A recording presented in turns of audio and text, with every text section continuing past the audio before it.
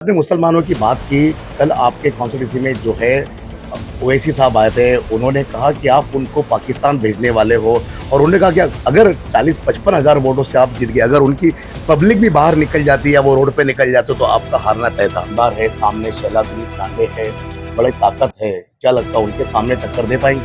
टक्कर दे रहे हैं, 100% टक्कर दे सकते हैं।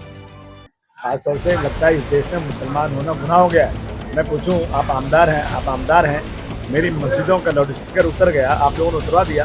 क्या गलती किया था मैंने? मस्जिदों के बाहर नमाज नहीं पढ़ने देंगे।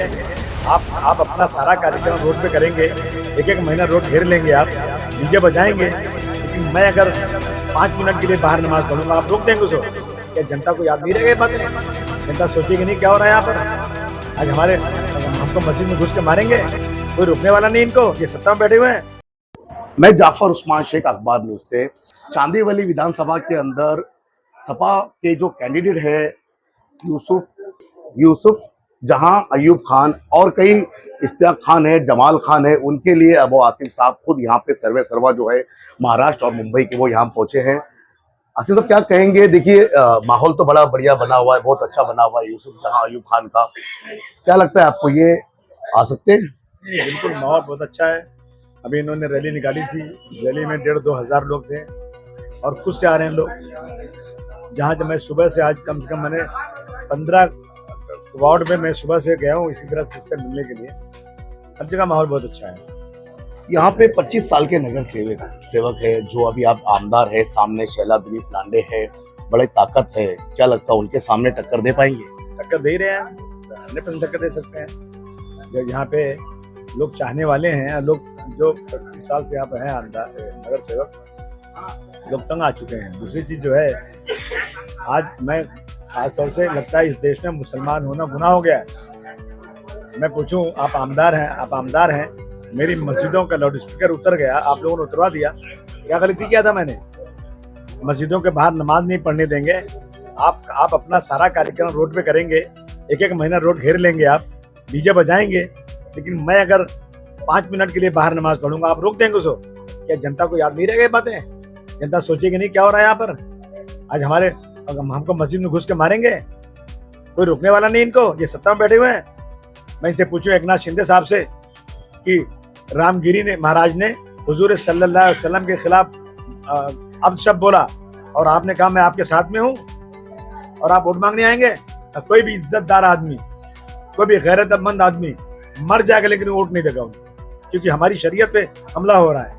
हमारे उत्तर भारतीय आ रहे हैं और उत्तर भारतीयों के जो गंगा में नहाते हैं वो लोग, ये शिवसेना के लोग कहते हैं जो शिवसेना के साथ अलायंस में है कि गंगा का पानी बहुत बदबू करता है, उसमें नहाते कैसे हैं लोग?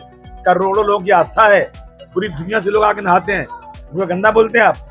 आज उत्तर भारतीय मुंबई शहर में जो है विकास का काम कर रहा है, आप जो है उसको भाषा का नाम में मारते हैं। जैसा लगता है आपका मुंबई हो गया है। ये सब खाली था, ये कोई बिल्डिंग नहीं थी। उत्तर भारतीयों ने अपने सरों पर मिट्टी लाद कर ये काजूपाड़ा बनाया है, ये साकिना का बनाया है। आप उनको भगाना चाहते हैं? याद रखना उत्तर भारतीयों, तुम्हारा सम्मान नहीं है यहाँ पर, तुम्हारा अपमान हो रहा है। याद रखना मुसलमानों, तुम्हारी मस्जिदों के नीचे मंदिर ढूंढी जा रही है, तुम्हारी माँ बहनों का बुर्का छीना जा रहा है। तुम गोश्त लेके जाओगे ना, तुमको जेल भेज दिया जाएगा बिना चेक किए हुए। अब वक्त आया इनको बदला देने का। हम हिंदू मुस्लिम एकता चाहते हैं, हम चाहते हैं गणपति आए तो हम ठंडा पानी पिलाए, और ये गणपति आकर मेरी मस्जिदों पर रंग फेंक करके हमको गाली देंगे। इसलिए ये वक्त आया, इंशाअल्लाह मुझे पूरी उम्मीद है कि समाजवादी पार्टी को वो लोग वोट देंगे, और यही वो लोग हैं जो उत्तर प्रदेश में समाजवादी पार्टी को इस देश की तीसरी पार्टी बना चुके हैं। आसिम भाई, आपने मुसलमानों की बात की। कल आपके कॉन्स्टिट्यूंसी में जो है ओवैसी साहब आए थे, उन्होंने कहा कि आप उनको पाकिस्तान भेजने वाले हो और उन्होंने कहा कि अगर 40-55 हज़ार वोटों से आप जीत गए, अगर उनकी पब्लिक भी बाहर निकल जाती है, वो रोड पे निकल जाते तो आपका हारना तय था। बहुत कोशिश कर लिया उन्होंने, थक गए बेचारे, कोई जीत कर नहीं आया। एक आदमी खाली जीत कर उनका आया है, वो भी दुआ ताबीज करते हैं MIM के नाम पर नहीं, वो अपना किसी पार्टी में जाते हैं, जीत जाते हैं। 75 वोटों से चुनकर आए हुए हैं, और ओवैसी साहब के जितने लोग एक बार जीतते ना, दोबारा चुन के नहीं आते। बहुत परेशानी है उनको। हमने वो मुसलमान की बात की। आपकी पार्टी के जो संभाजी नगर औरंगाबाद के अंदर इम्तियाज जेल को हराया था, आपकी पार्टी के एक कैंडिडेट की वजह से, वो अभी तक उस तरह का वो मुसलमानों के लिए इल्जाम लगाते हैं। सुन लीजिए, आप इम्तियाज जलील से पूछिए कि आप पहली बार एमएलए चुनकर आए थे, वो सीट आपने छोड़ा क्यों? दूसरी सीट जो थी पिछली बार भी हम लड़े थे और वहां भी एमआईएम चुन के नहीं आई पिछली बार भी, और अब की बार फिर वो सीट जहां पर ये पहले नहीं लड़े थे, जहां से 20,000 वोट से चुन कर आए थे, वो सीट क्यों छोड़ दिया उन्होंने? वहां उन्होंने दूसरा उम्मीदवार खड़े, वो भी हार गया। अब ये नई सीट पर आए जहां मैं लड़ा रहा था, भले मुझे वोट नहीं मिला, लेकिन उनकी सीट ये नहीं थी। सीट उनकी जो ओरिजिनल थी उस सीट को छोड़कर यहाँ आए थे। मुझे क्या इल्जाम लगाए? मैं बताऊं, आज बिहार के अंदर 5,000, 7,000, 8,000 वोट से कितने लोग हारे हैं और उतने वोट इन लोगों ने लिया है। आप क्या यूपी जाइए, आप पिछला इलेक्शन देख लीजिए, आप जहां जहां इन्होंने खड़ा किया है वहां कहीं 3,000 से कहीं 5,000 से समाजवादी पार्टी हारी है। तो ये लोग सिर्फ आकर के वोटों का बंटवारा करके बीजेपी को फायदा पहुंचाते हैं। मुंबई महानगर पालिका में आपकी 83 सीट आप खड़े करे हैं, तो आपको क्या लगता है कितनी सीटें आएंगी? क्योंकि मुसलमान के नाम पे सारी पार्टियां जो है वोट को डिवाइड कर रही है। जहां पर हम बात कर रहे हैं ओवैसी साहब की, वो भी एक मुस्लिम, वो चेहरा बताते हैं अपने आप को कि हम भी मुसलमान के प्रतिनिधि, आप कई साल से लगे हुए, और कांग्रेस भी कहती है हम भी है, तो मुसलमान बढ़ जाए, मुसलमान करे तो क्या करे? समाजवादी पार्टी साथ रहे, जिसने काम किया इतने सालों से। अब मेरा 30 साल के इतिहास देख लीजिए आप, जहाँ जरूरत पड़ती है हम लड़ते हैं। वो जहाँ है ना अपने हैदराबाद में लड़ाए ना, कौन मना कर रहा है? आप आकर के यहाँ वोटों को बंटवारा करके आप जो हरा करके क्या करना चाहते हो?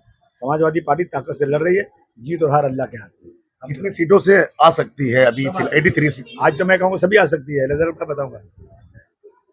उम्मीद है पूरी? ना उम्मीद कुफ्र है।